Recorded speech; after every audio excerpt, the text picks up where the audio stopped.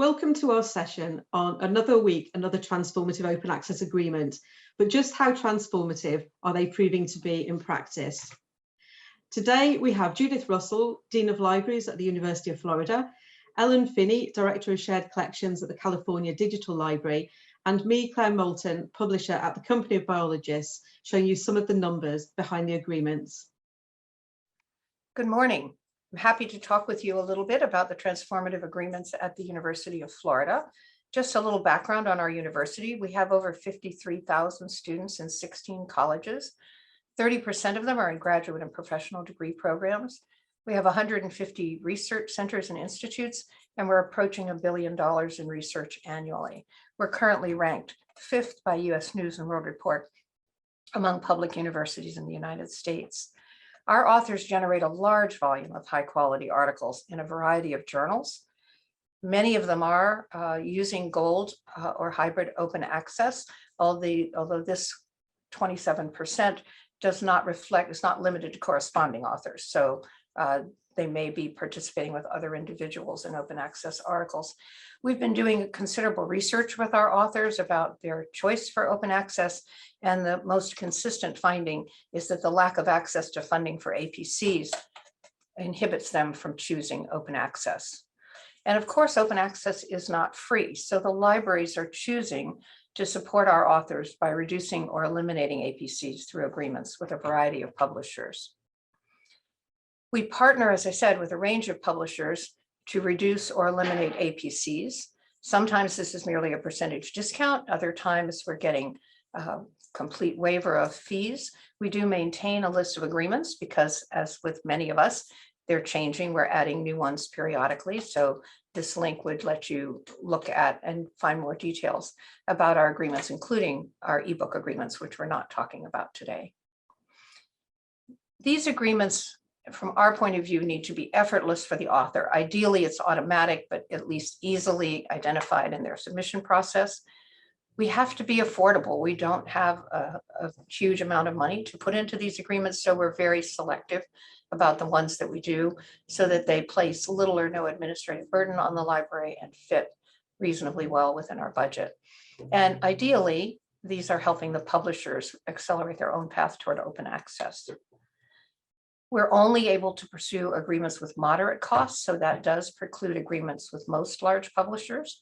And so many of our agreements, as you'll see, are with society and small independent publishers, generally where we already have e-resource licenses and where our authors are already actively publishing. This is a quick list of the agreements that we currently have for journals. I'm not going to rest on this very long because you can follow up on it later if you're interested.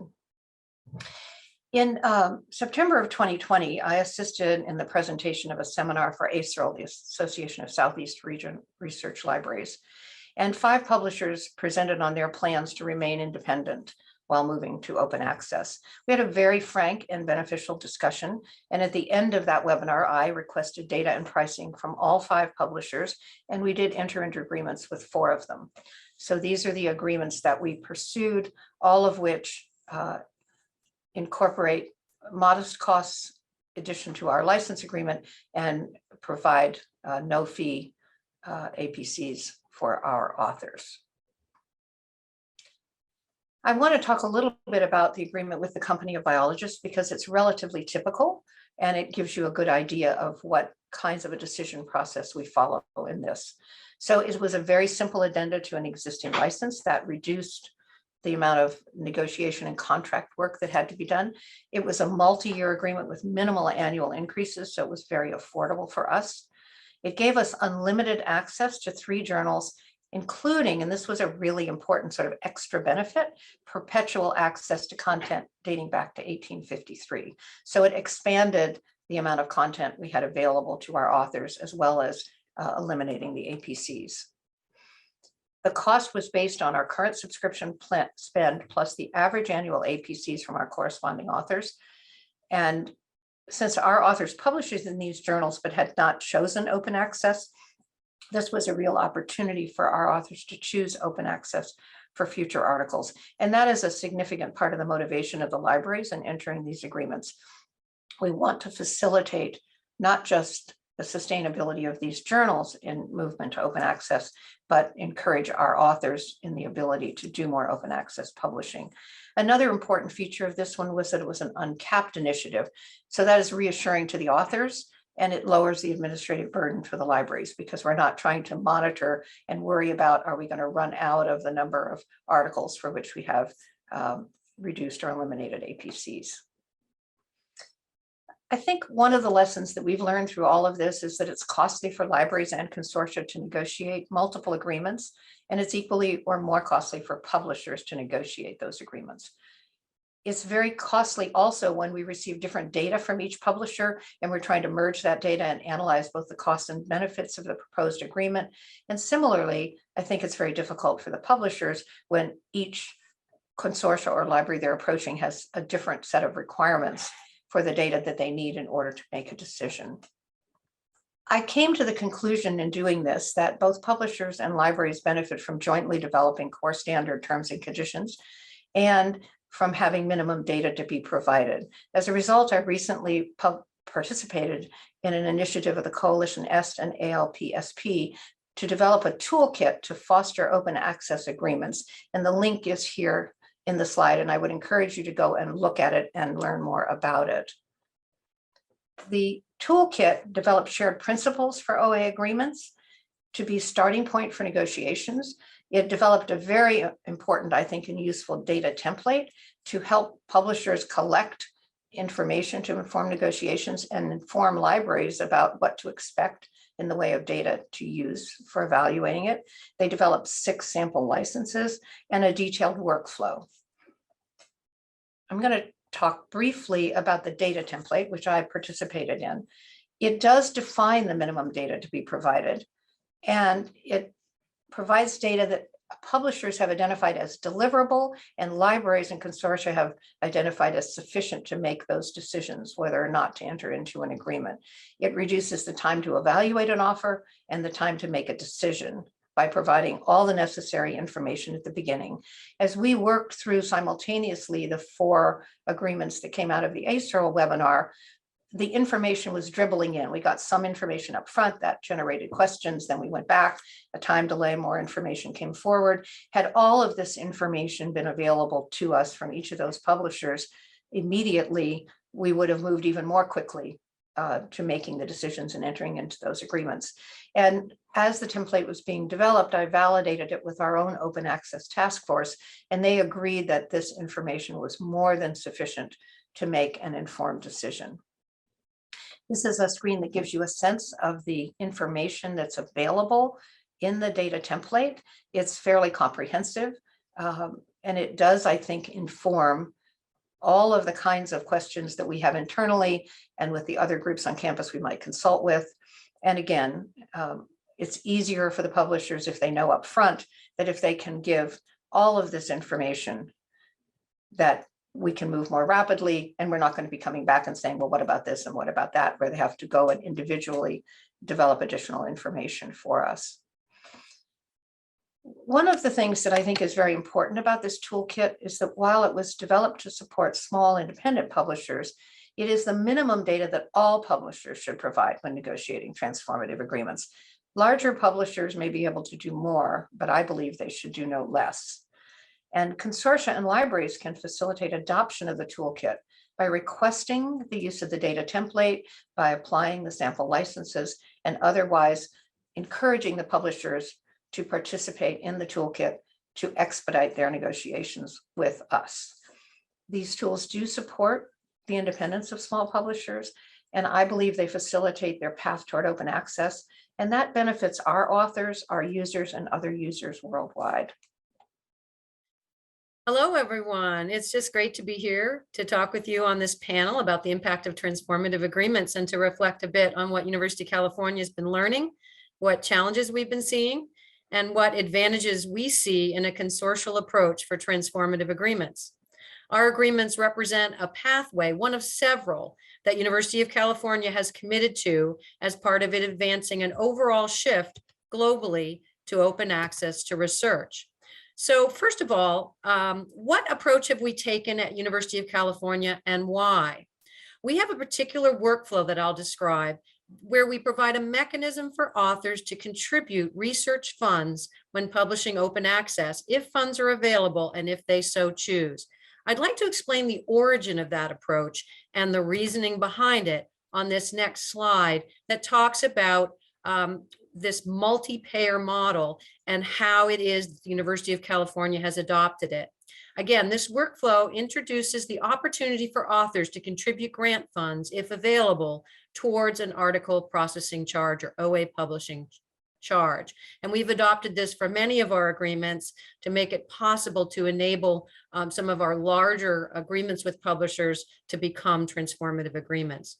We took this approach because we recognized through a Mellon-funded study in 2016 that for research-intensive universities in North America, the library budget, the amount available through a subscription budget, would be insufficient to cover a full shift to open access publishing through an APC-based model, so that contributions from research funds were an important way to address a gap and advance open access broadly and for all publishers. So this is the origin of what University of California, what we call the multi-payer model. It's called multi-payer since both the libraries and the authors engaging with their grant funds contribute to the single payment stream for the cost of open access publishing. So on the next slide, I'll show you a schematic of how this functions. It is this process through which authors who elect open access are presented with a reduced APC negotiated in the agreement and an initial library subvention, usually $1,000 per article. Authors have a choice point in the publishing workflow to contribute grant funds to pay the remainder of the APC if they have sufficient funds, or if not, they can select to have the library cover the rest of the APC as well. So in this way, we introduce the important grant funds to make these agreements affordable, but we do not leave any authors behind because authors without grant funding can request full funding. So in fact, this approach has been welcomed and actively used by UC authors who lack grant funding, including grad students, postdocs, early career, under-resourced scholars, and those whose grant funds have expired. So showing you then what is the list on the next slide of our transformative agreements that we currently have. We have 14 that are in place or soon to be announced. 12 of these incorporate our multi-payer model as just described. So we've successfully worked with quite a range of publishers on this workflow, large and small, commercial and non-for-profit, subscription-based, and fully OA. And we're seeing that authors who publish OA do contribute grant funds overall at the levels that we modeled for and anticipated using this model. We're also experimenting with other models where conditions arise from publishers that makes this either essential or attractive in terms of, and feasible in terms of the financial terms based on the specifics for a given publisher. Examples include, for example, the ACM. There we worked with a group of 5 institutions and with ACM to develop ACM Open. This is a publishing output-based open access model without author-facing fees, and we're excited to see the success of this model. Another example is PNAS, where we worked on a new model that addresses their particular revenue structure, and we're piloting a model with them that involves a single rolled-up reduced publishing cost for authors who elect open access. The full cost in this case is not supported by the UC libraries, as the financing for that, we could not make that gap close, but we have found this way to support and enable authors to elect open access at a reduced cost, and we are seeing that emerging as a successful approach for authors. And so we call this a publishing services fee model, and it does enable the transition of our subscription investment to open access publishing support instead of paying for paywalled access. So we're trying to work with publishers in ways that meet their particular needs while remaining true to our strategic aims of containing costs and achieving 100% open access.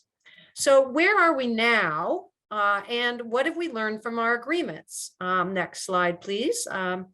And I think we can move to our key attributes on the next slide. Thank you. What we've tried to do here is adhere to key aspects and attributes of our agreements to make them manageable and workable and sustainable for University of California. First and foremost, we're trying to shift subscription investments to investments in publishing open access. All the models I've described achieve this. We need to, as Judith mentioned too, incorporate cost controls, right? We have a limited budget. And so we also begin with existing system-wide spend. This is our subscription dollars, plus what authors have been paying in the wild, if you will, on their own, separate from any institutionally based agreement. We typically negotiate for a reduced APC price and a fixed APC cost through the duration of the agreement. And we address increases in price or publishing volume through having a kind of cost corridor that bounds the total cost of the agreement to protect both parties, the publisher and the libraries, understanding that we're both piloting these new business models and need to have cost controls to protect us in both directions. In addition, these agreements ensure that authors control their own publishing output through the important mechanisms of copyright retention and CC licenses, and the provision for authors who opt out of OA publishing to deposit their manuscripts under UC's open access policies. And we aim for automatic repository deposit when we can. We do aim to work with a full diversity of publishers. We are trying to transition the full global marketplace for scholarly journal articles. And we have a public-facing prioritization document that describes how we choose to prioritize discussions with given publishers. We also very much seek consistency of the author experience through the year.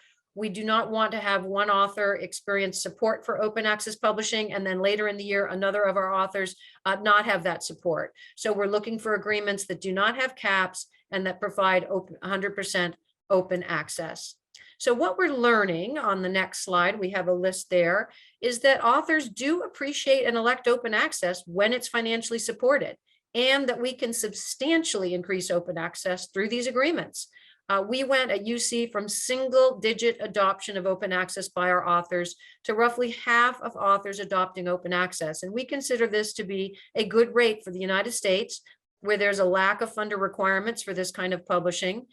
There aren't funds particularly allocated for this kind of publishing, and because of the newness of these agreements in the United States. So we feel this represents a pretty significant cultural shift and a behavioral change, which has been catalyzed pretty rapidly by the availability of funding through these agreements. So we've also learned that our authors contribute grant funds when available at reasonable rates. The most common reasons that authors specify when they don't contribute is that they don't have grant funds for that article or the grant has expired. So what this means to us is that the library funding is reaching authors who want to publish OA, but otherwise would not have sufficient funds to do so. And we are enabling this kind of transition by stretching the library dollars as far as possible by providing the option for authors when they can to contribute grant funds. And we've also learned, again, to Judith's points about the keeping things simple and what have we learned about trying to introduce these agreements is that we want this to be as simple as possible. We find that workflow, metadata, and identifiers are absolutely crucial and matter so much in making this smooth and viable for all the parties, and so we do find the approval processes, while still varied, these are all new, they work very well. They are not overly burdensome. The use of institutional identifiers is absolutely key to the success of these. And we're looking to things like the open access switchboard and its infrastructure for sharing data as important sustainability components to the environment. We have a pilot underway with the Royal Society, for example, in using that data to support the reporting under our agreement. And we're still learning about author behavior and refining the kind of wording and processes in the workflows to try to make it as simple as possible, even though we are introducing this concept of potentially providing grant funds. And what we have recently done is had a statement generated by our Faculty Senate group on scholarly communication, supporting open access publishing, and we are linking to that from our transformative agreement workflows so that our authors are seeing that their own peers at the University of California support open access publishing, and that may help them to understand what this new option that appears when they're working through the process in one of their favorite journals and suddenly there's a new thing going on. It gives them a sense of, oh, okay, what is the context for this and what are my peers thinking about it? And we have learned that a wide range of publishers can build a mechanism to introduce grant funds into the payment stream, whether they're using a third-party service like RightsLink or on their own, all with effort, right? But with success. So moving to a little bit of the data that I know Claire kind of promised us early on that we'd see on the next slide. Thank you. We have some early data about why do authors take up open access, or why might they not take up open access? This is early information from our Springer Nature and Elsevier agreements, which, because they are our largest, give us the quickest sense of a broad array of what's happening with our authors. And we're just beginning to sort of assess and understand this, but to give you a bit of a preview, as you can see here, that over 70% of the time when authors decline open access, and I'm sure this won't be a surprise, and Judith mentioned this as well, the reason is related to cost. There's a number of different flavors of that, but they come down to a concern about cost. And mostly that is when there are not grant funds, and also sometimes concerns about the level of the APC price. So we don't yet understand whether authors don't know that they could engage in full funding from the libraries if they don't have grant funds, or if there are other concerns. For example, we see that 11% of the time, authors are just not sure if they're eligible to have their costs covered.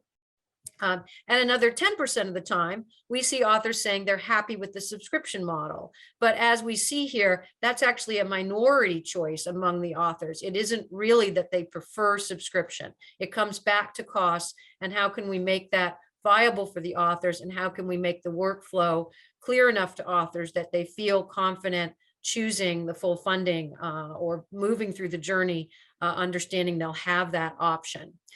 So moving along then to what is on the horizon with our next steps, and I think we can even move to our additional data slide.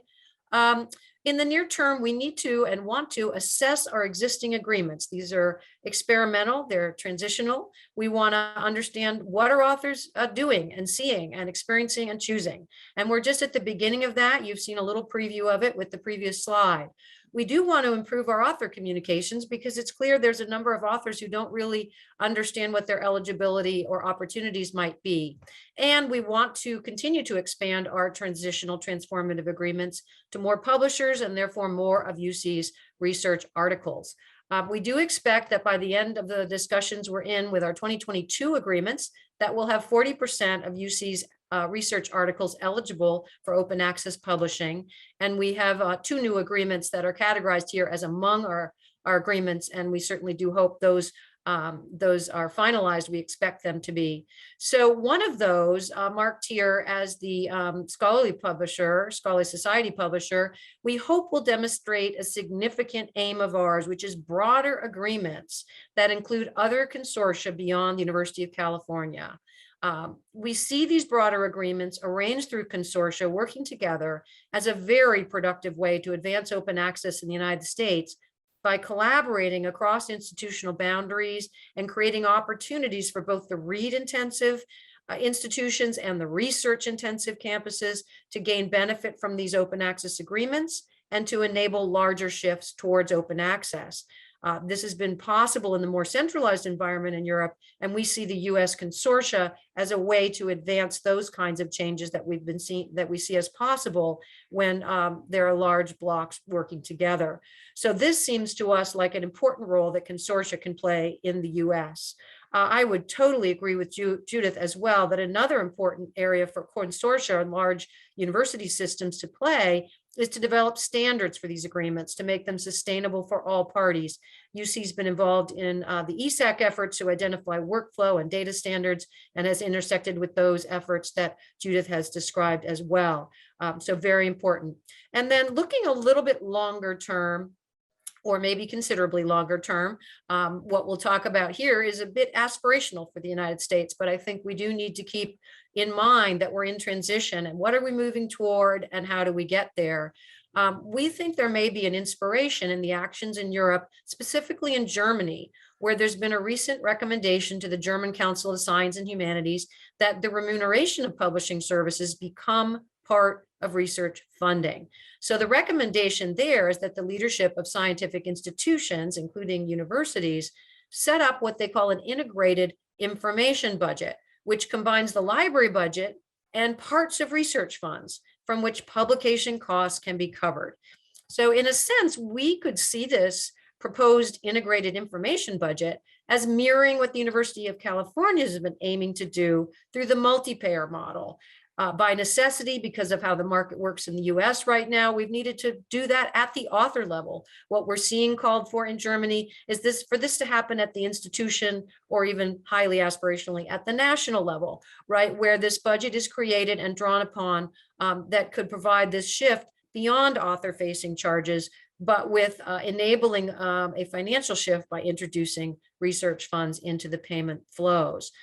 So we consider this market to be very much still in transition, and we continue to iterate and advance open access in ways that align with our principles and our budget, but do take action now to shift dollars so that we are not continuing to perpetuate and support a paywalled model, but are iterating forward for full open access, knowing that at each step, we do have to keep adjusting and iterating. So thank you so much for your time and attention to this. I appreciate the opportunity to share what UC has been working on and look forward to any discussion. So thank you very much to Judy and Ellen for talking about the library and the consortium point of view. I'm now going to look at it from the point of view of a small not-for-profit publisher, the Company of Biologists, and how these transformative agreements have really been changing our publication of open access material.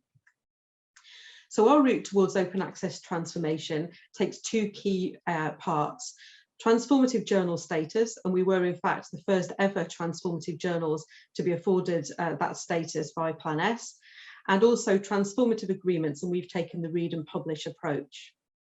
Alongside these agreements, we've been building our transparency, so we're delighted to show some numbers about our progress to date in increasing the open access percentage within our journals, and also looking at transparent metrics, particularly those used to communicate the benefits of open access publishing to authors.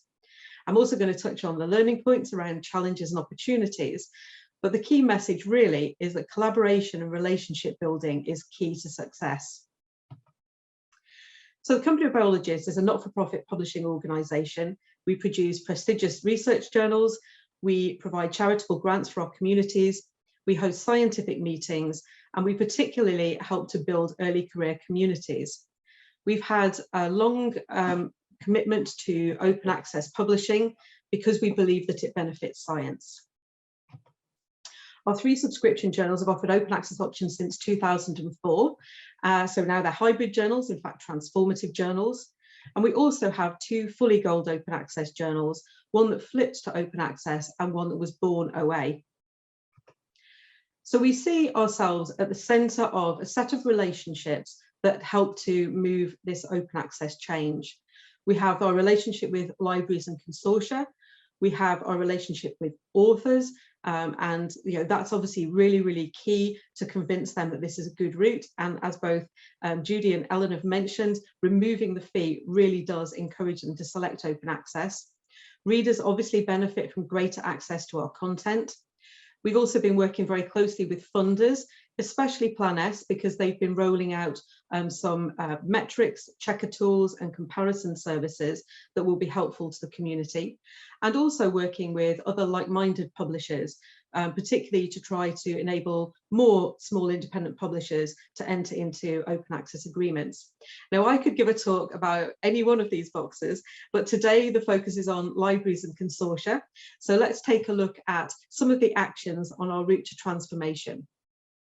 In 2019, we joined the so-called SPAROPS initiative, which is the one that Judy talked about, funded by Plan S and ALTS, to explore transparency and different transformative models.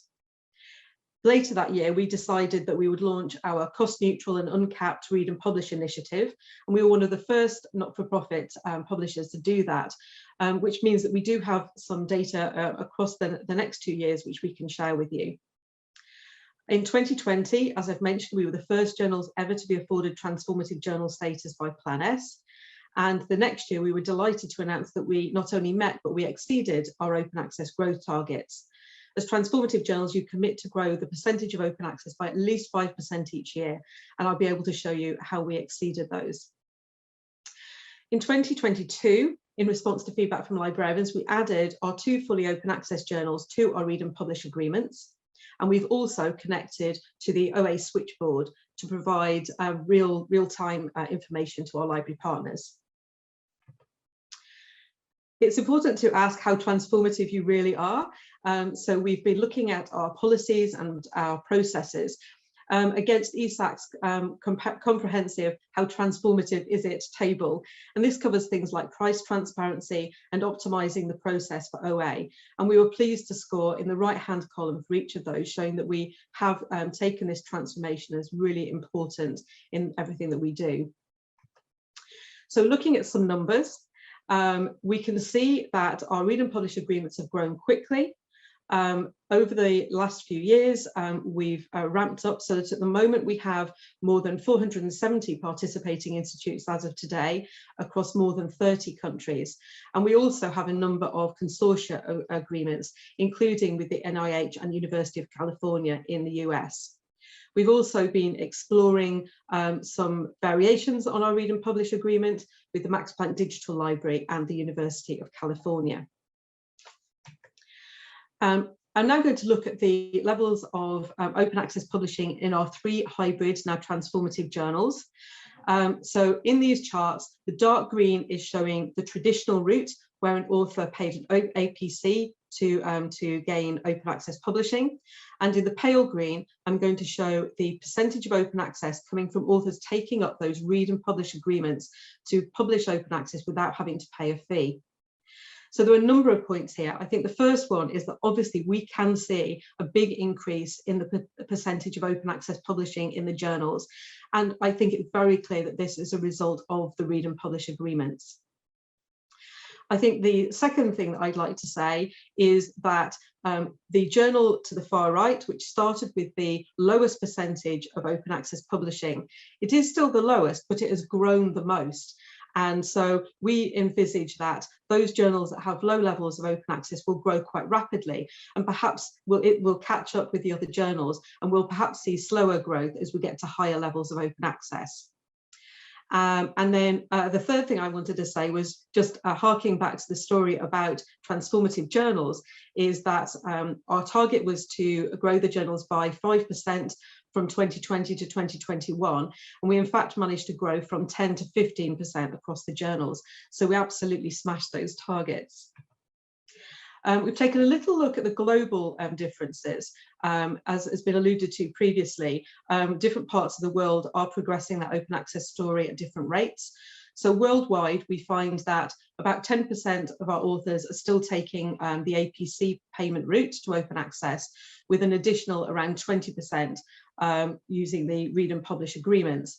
And if we pull that out for the USA and Canada, we can see slightly lower levels of open access, particularly as the starting point, but we can still see very significant progress as we grow those open access percentages through Read and Publish agreements.